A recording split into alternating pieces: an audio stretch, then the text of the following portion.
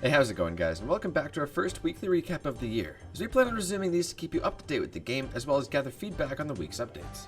Today, we'll be covering all that's happened since the new year, starting off with Zeah.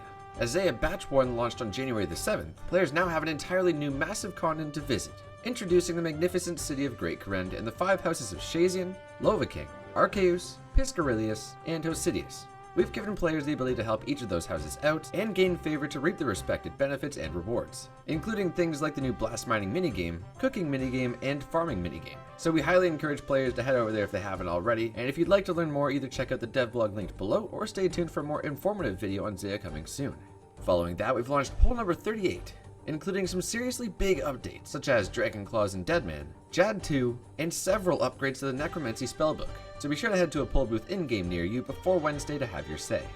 Now for our most recent updates, including some quality of life updates to the looting bag and trade screen. You'll now find a handy price checker to help you calculate a more exact value of the items being displayed.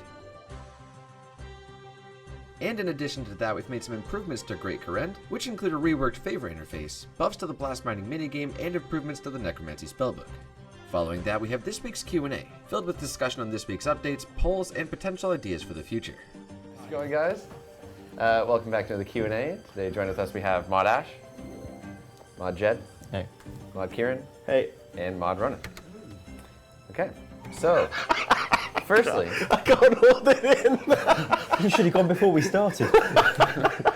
So let's move on to this week's Player Spotlight feature, starting off with Zappa, who's seriously confusing players at the Grand Exchange by telegrabbing his 3rd Age plate body.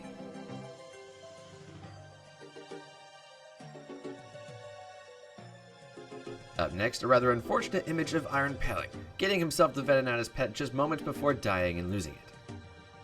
And finally... I mean, to be fair, if I didn't constantly interact, what would be the appeal of my stream, to be honest, like...